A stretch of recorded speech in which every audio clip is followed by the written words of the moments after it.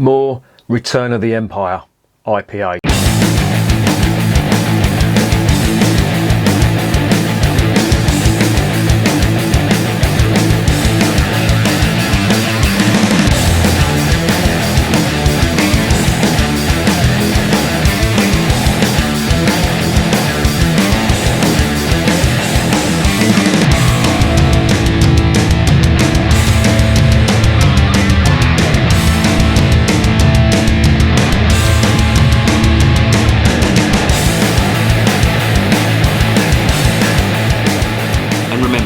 Life is too short to be drinking shitty beer. Welcome to another edition of Bands, Bikes and Booze Reviews. It is absolutely pissing down out there, but I don't care because I've got one of these. This is from the Moor Beer Company. They're based in Bristol and they're not just another craft brewer. Now, I've been looking up what they do and I really like their range of beers. And the reason I really like their range of beers is because they do traditional old British beer as well as the new stuff, you know, the American IPAs. They haven't forgotten the roots of British brewing. They do an old ale and it is sold as an old ale, which is really unusual. They do a best bitter, they do a pale bitter, and they do this, Return of the Empire, and that is an, as they say, English IPA, showcasing modern English hops. I think that's excellent. You know the biggest twist on this? It's owned by an American. Now he's come over here, he's bought this brewery and I think it was in 2007, but they've moved into Bristol Temple Meads. You know the station, Bristol Temple Meads? It's behind there. And they're brewing this stuff. And what makes it even better, this is all can conditioned. There's live yeast in this can. It is unpasteurised, it is unfiltered, which is, you know, in certain cases I think that's how beer should be served up. So really good. I'm really impressed with that so far. I'm kicking myself because this can was given to me by a subscriber and a mate actually, Mark Stevenson. If you look up the subscribers list, he's on there. Thanks very much for that, Mark. I really appreciate it. He also gave me a can of the best bitter. And unfortunately, I don't know what happened to it, but on the way home, I think the cap must have been pierced on there somehow, but it leaked all into the bag. And there was others in there as well. And of all the ones that leaked, I was really hoping it wouldn't have been that one. And it was, unfortunately. So I can't review the best bitter, which is a real frustration for me because I do like craft brewers that brew the older style British beers. You don't find them much. Everybody's into their IPAs, as these are as well. They do quite a few pale ales and, you know, Citra IPAs and stuff like that as well. But they've also done this as well. And for an American to come over here and do that, I think that is brilliant. However, I'll need to taste it first. So let's stop gassing. Let's get this investigated.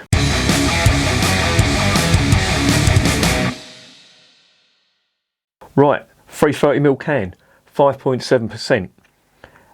It is, as they say, can conditioned with live yeast, unfined, unfiltered and unpasteurised.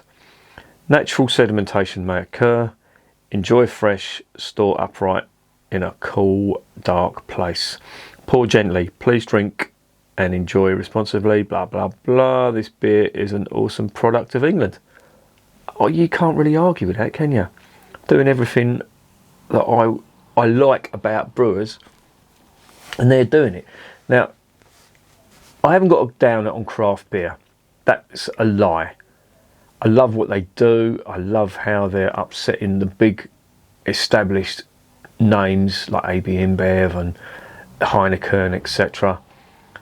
But I think everybody's just gone IPA mad. Everybody's doing really hoppy IPAs, and some of them are really good, don't get me wrong. But as I've always said, these styles are getting overlooked, so it's really refreshing to see this.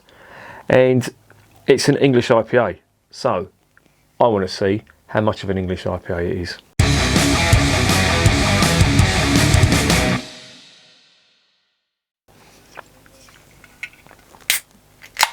Right, open that. I'm going to put it into the Restal glass, or the Teku glass I should say, not the Restal glass. I don't sniff stuff out of cans no more. It's just all about being in the glass, because that's where you're drinking it out of. Let's see, there's a little, it says it's can conditioned, so I'm going to give it a little swig. I want to get all that yeast in now. And here it is. Now it looks quite nice.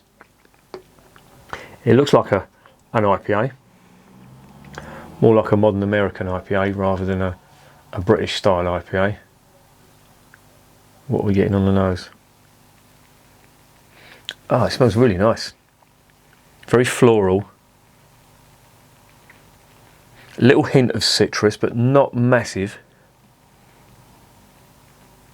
And it does smell very inviting indeed.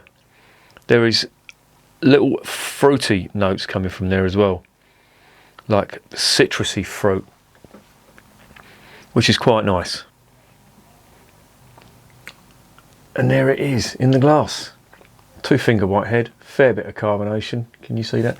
Oh, this bloody autofocus. Here we are.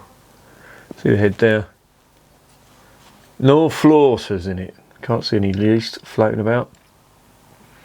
But it does smell really nice. Let's get it down the hatch.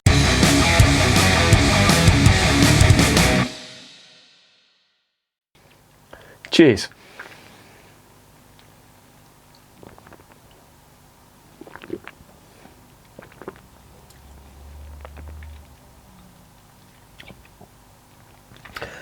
That's really nice. That is really good. It is quite citrusy. It's putting me in mind of the Fuller's Bengal Lancer. That's the immediate thing that, or the immediate beer that springs to mind when I drink that. The citrus is turned up a touch than it is on the Bengal Lancer. The Bengal Lancer's got quite a malty finish on it. This has got a little bit more hops. I'd love to know which hops they've put into this, but obviously they don't list it on the brew sheet.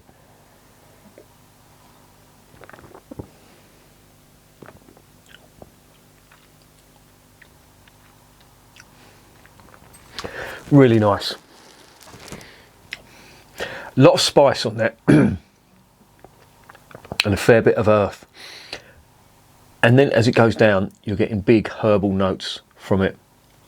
Very British in its approach. There's like a black pepper spice that's running through it, and it is quite a dry finish as well. There's nice citrus on there, like orange, and it's like a bitter type orange, but it's quite subtle. I know I said the citrus was raised, but bitter orange really does come through.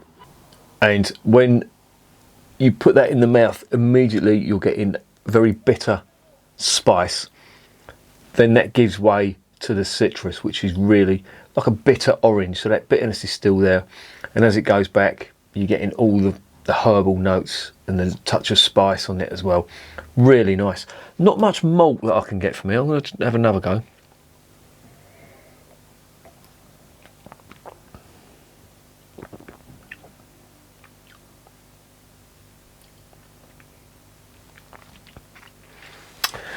There is the faintest hint of caramel malt, but this has all been taken over by the hops.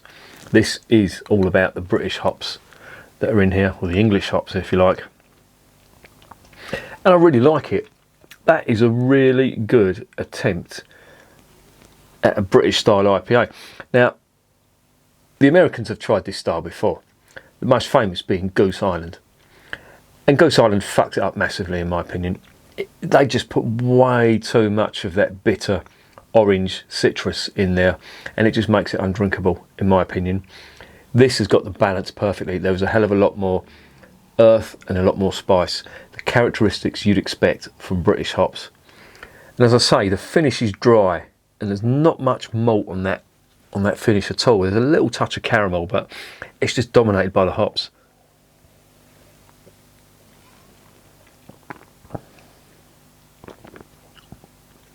I quite like it. I cannot complain. And it's can conditioned. It's got live yeast in there, and it's also unfiltered and unpasteurised. So you're not losing any of that flavour.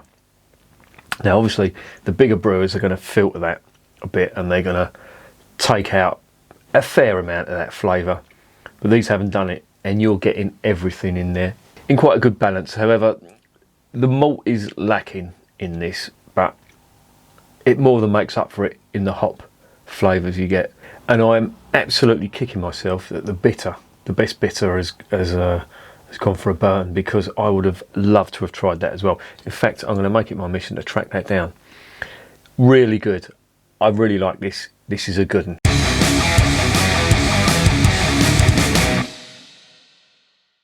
So what's the verdict on Return of the Empire? A really good attempt at a British IPA with a modern twist on it, I think, because it's not been filtered and because, you know, it's can conditioned, which is unusual. You don't see a lot of brewers doing canned conditioned stuff. Yeah, they might unfilter it, leave it unpasteurised, etc. But to, you know, put the yeast in the can afterwards and let it have another fermentation in the can, that's a really nice touch that I like. Flavours are all there. Is it a really good representation of a British style IPA?